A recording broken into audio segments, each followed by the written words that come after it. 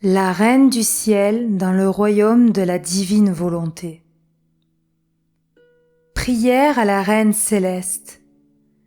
Reine immaculée, ô céleste maman, en ce mois qui t'est consacré, je me place sur tes genoux maternels, m'abandonnant entre tes bras comme ton enfant chéri, et te demandant avec véhémence la plus grande de toutes les grâces, celle que tu m'admettes à vivre dans le royaume de la divine volonté.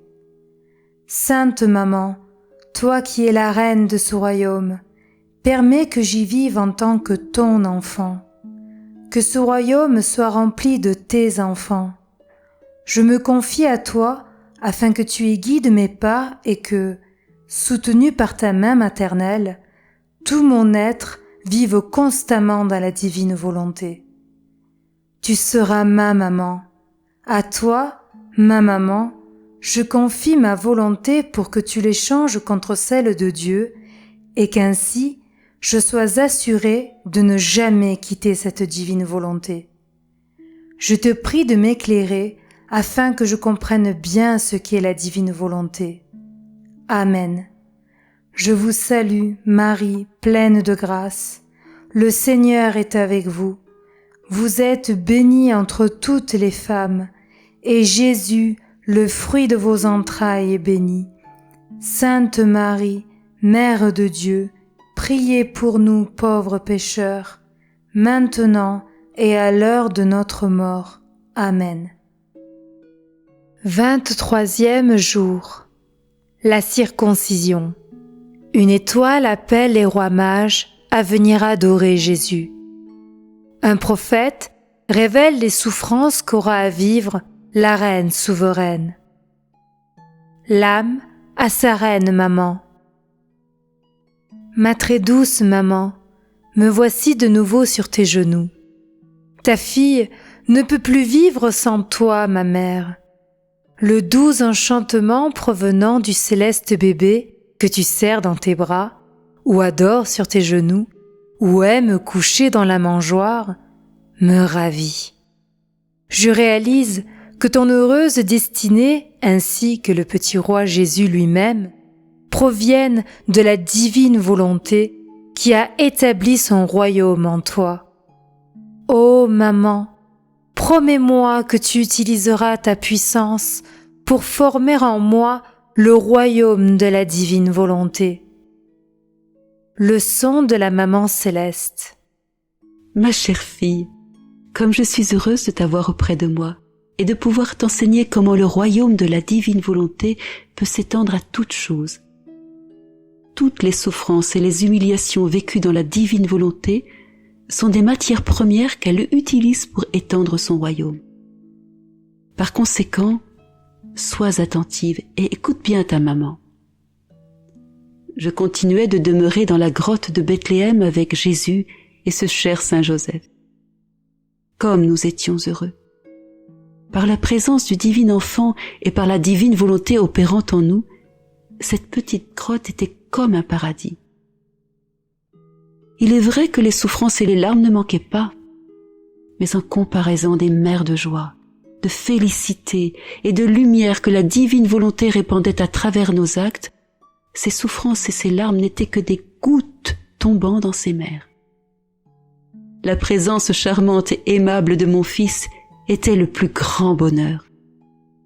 Maintenant, chère fille, tu dois savoir que le 8e jour après la venue au monde du céleste bébé, la divine volonté sonna l'heure de la souffrance, en nous demandant de le faire circoncire.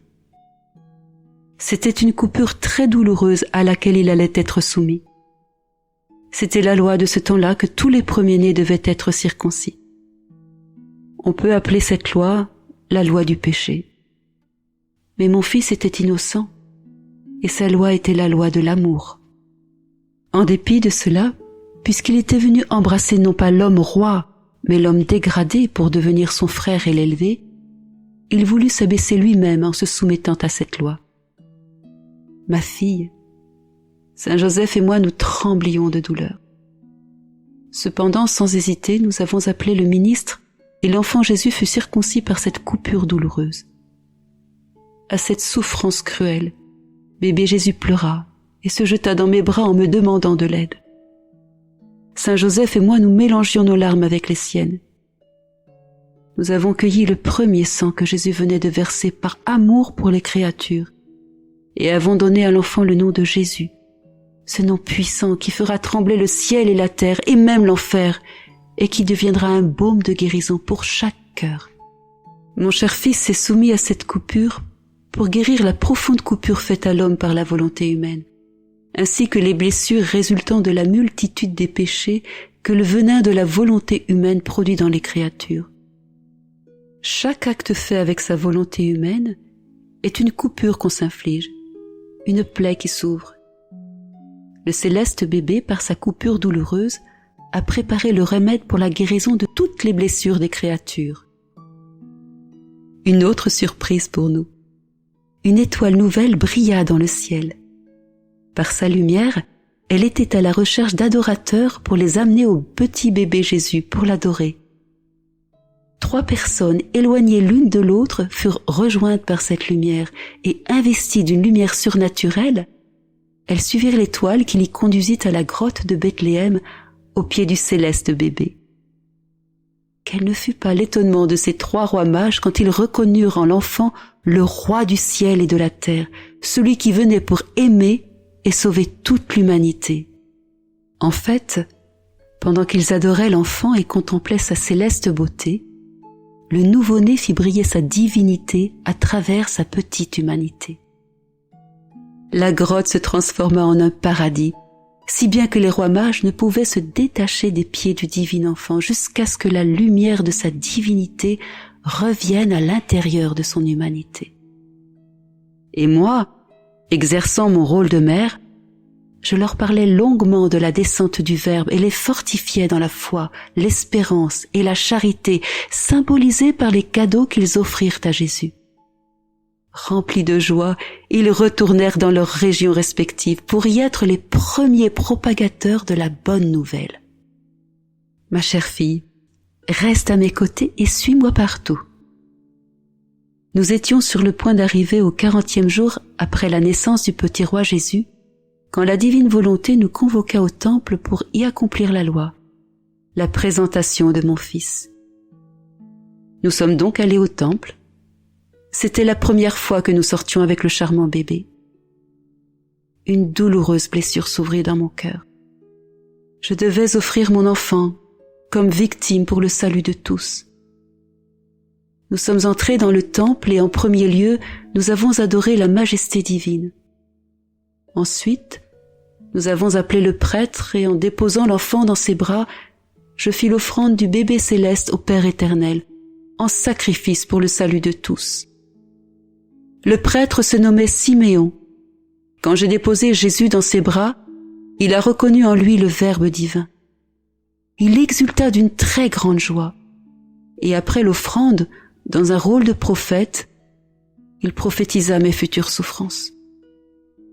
Oh, comme la majesté suprême donna un grand coup à mon cœur maternel en m'apprenant la tragédie de toutes les souffrances qu'allait vivre mon petit enfant. Mais ce qui me transperça le plus, ce furent les paroles du saint prophète. Cet enfant sera le salut et la ruine de beaucoup et sera un signe de contradiction. Si la divine volonté ne m'avait pas soutenue, je serais morte instantanément de douleur. Mais elle me conserva la vie et se servit de cet événement pour former en moi le royaume des douleurs, à l'intérieur du royaume de la divine volonté. Outre le rôle de mère que j'exerçais pour tous, j'acquis aussi le rôle de mère et reine des douleurs. Oh oui. Par mes douleurs, j'acquis le moyen de payer les dettes de mes enfants, y compris de mes enfants ingrats. Maintenant, ma fille, tu dois savoir que par la lumière de la divine volonté, je connaissais déjà toutes les souffrances de ma destinée, qui étaient même plus que ce que le prophète m'avait annoncé. Mais dans cet acte tellement solennel de l'offrande de mon fils, en me l'entendant dire, je me sentis tellement transpercée que mon cœur se mit à saigner et que de profondes déchirures se firent dans mon âme. Ma chère fille, dans les souffrances et les rencontres douloureuses qui ne manquent pas pour toi, ne te décourage pas. Avec un amour héroïque, laisse la divine volonté prendre sa place royale dans toutes ces souffrances, afin qu'elle puisse être convertie en monnaie d'une valeur infinie. Tu pourras ainsi payer les dettes de tes frères et sœurs en les libérant de l'esclavage de la volonté humaine, pour les faire revenir en enfants libres dans le royaume de la divine volonté. L'âme. Sainte Maman, je dépose toutes mes souffrances dans ton cœur transpercé, et tu sais combien ces souffrances m'affligent. Sois une mère pour moi, et verse dans mon cœur le baume de tes souffrances, pour que je sache utiliser mes souffrances comme des petites pièces de monnaie me permettant de conquérir le royaume de la divine volonté. Petite pratique. Pour m'honorer aujourd'hui, tu viendras dans mes bras pour que je puisse verser en toi les premières gouttes de sang versées par le bébé céleste, afin de guérir les blessures causées en toi par ta volonté humaine. Et tu feras 3 actes d'amour pour atténuer les douleurs de la coupure faite au petit bébé Jésus. Oraison jaculatoire. Ma maman, verse tes souffrances dans mon âme et convertis toutes mes souffrances en volonté de Dieu. Chaque matin, chaque midi et chaque soir, redisons à notre maman: Maman, je t'aime, aime-moi toi aussi, et donne à mon âme une petite portion de divine volonté. Bénis-moi pour que je fasse toutes mes actions sous ton regard maternel.